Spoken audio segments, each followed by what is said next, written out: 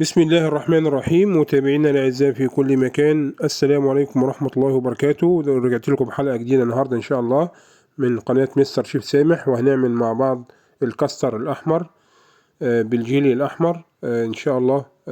هنتعرف على كل مكوناته وازاي بيتعمل. تابعونا ان شاء الله لاخر الفيديو ونقول مع بعض بسم الله الرحمن الرحيم.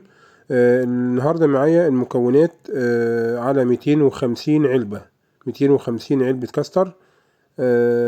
معايا 15 كيلو لبن. طبعا معايا حلتين، حلة فيها 15 وحلة فيها 15 عشان هعمل أصفر وأحمر. طبعا أنا كنت عملت حلقة أصفر، النهاردة إن شاء الله هنقول لكم على الأحمر اللي هو الكاستر الأحمر.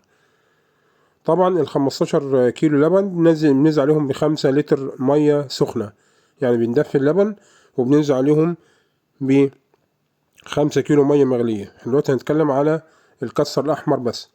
المكونات معايا 8 علب من الكاستر الأصفر، و3 علب من أو 4 علب من الجيلي البودرة، و2 أزازة شربات أحمر، وفانيليا، وسكر، ونشا.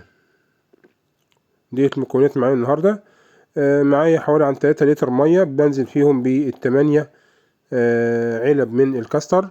طبعا 8 علب دول يا جماعة هيعملوا لنا 500 من العلب الكاستر. احنا النهاردة هنستخدم المقدار اللي معايا ده في الحلة اللي قدامنا ديت ل500 علبة. هنزل نص على 15 واخليه اصفر، والنص التاني هخليه احمر. طبعا انا كنت عملت ان شاء الله حلقة اصفر قبل كده، وهسيب لكم لينك الفيديو ان شاء الله اسفل الفيديو اللي حابب يتفرج عليه. بننزل ب8 علبة كاستر وكيلو ونص من النشا، وادي 2 من البيكنج باودر، 2 باكو باودر. طبعا الباودر بينعم معايا الكاستر وبيخليه ناعم وجميل. نبدأ نقلب الكاستر مع النشا، ونضيف طبعا شوية فانيليا مع المكونات ديت. وادي اول ما اللبن يبدأ يطلع معايا كده بننزل عليه بالسكر. هننزل ب6 كيس سكر على ال15 لبن و5 مية، 5 لتر مية مغليين. ننزل ب6 كيس سكر. وطبعا التسكيرة او السكارة دي حسب ذوق كل واحد، اللي حابه مسكر جامد، اللي حابه سكر يكون مظبوط. انا نزلت بيه حوالي عن 6 كيس سكر. بنقلب السكر مع اللبن لحد لما يدوب، ونستنى اللبن لحد لما يطلع معايا. زي ما قلنا معايا حلتين اهمت، حلة عملناها قبل كده الكاستر الاصفر، والحلة التانية للكاستر الاحمر. النهاردة هنشتغل في الكاستر الاحمر. ننزل بيه الفانيليا بحوالي عن 4 علب فانيليا كده، طبعا بالطعم معايا. وكنا ضفنا السكر واللبن والمية اهوت، وسايبين النار شغال عليه. اول ما اللبن يبدأ يطلع معايا ويبدأ نحس ان هو بدأ يقلب كده معايا، ننزل عليه بالكاستر، الكاستر والنشا اللي احنا دوبناهم بره. قبل ما ننزل بالكاستر بنجيب ازازتين من الشربات، شربات احمر اللي هو الخام ده بتاع الافراح، وبننزل على اللبن. طبعا احنا بنتحكم في درجة لون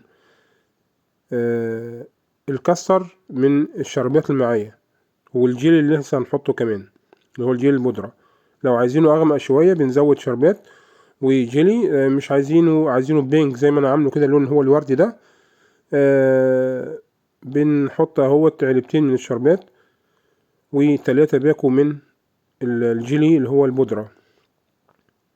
الجيل البودرة طبعا بيساعد في النكهة واللون كمان، يعني بيدي لون احمر، غير طبعا بيدي نكهة جميلة جدا.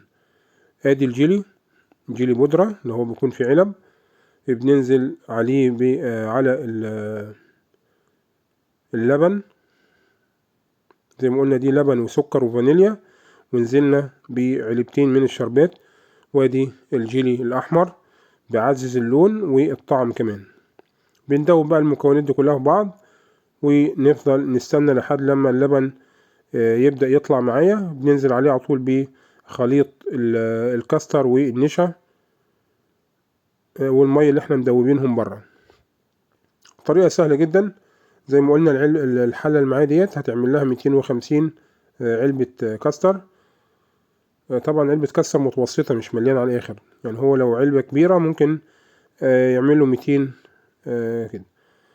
أول ما اللبن يبدأ يدوب معايا اهوت نبدأ ننزل بيه الخليط اللي هو الكاستر. الكاستر هو الأصفر عادي، بس طبعا الأصفر مش هيأثر معانا، هو اللون بتاعنا الأحمر هو اللي هيدانه ثابت معانا.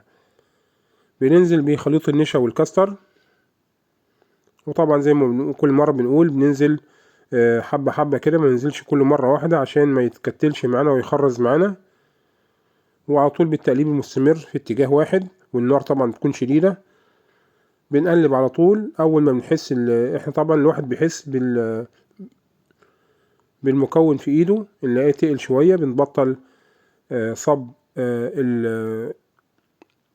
الكاستر او الخليط اللي هو بتاع النشا بالكاستر، ونبدأ نقلب على طول بمقصوصة او بمغرفة.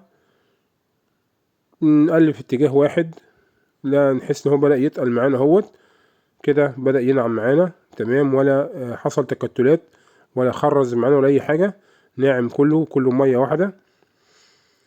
طبعا النار شغالة على الاخر، نبدأ نقلب على طول باستمرار لحد طبعا كل ما نسيبه على النار كل ما بيتقل معانا، احنا نتحكم في التقل بتاعه على النار طبعا. بس لازم نقلب كويس عشان طبعا طعم النشا ما يطلعش فيه. طبعا ما ينفعش دلوقتي نطفي عليه وكده، لا لازم نسيبه لحد لما يقلب معانا عشان طعم النشا يدوب ويروح معانا.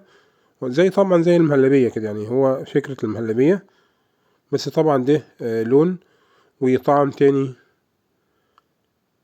شايفين اللي ايه بدأت تتقل معايا الخليط اهوت.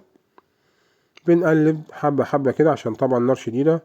بنقلب لحد لما يتماسك معايا، وبتحكم في درجة المسكان بتاعته، والنار شغالة معايا. طبعا شايفين اهوت ولا تكتلات ولا خرز ولا اي حاجة.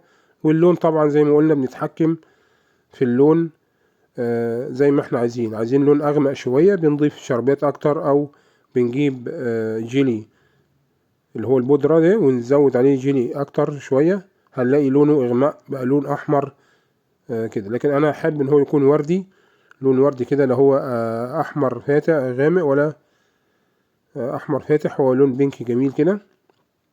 وطبعا هم كانوا عايزين اصحاب الفرح عايزين الدرجة ديت كمان. شايفين تقليب باستمرار اهوت. واول ما الحلة تبدأ معايا تجمد على طول بنصب الخليط ده في العلب ديت.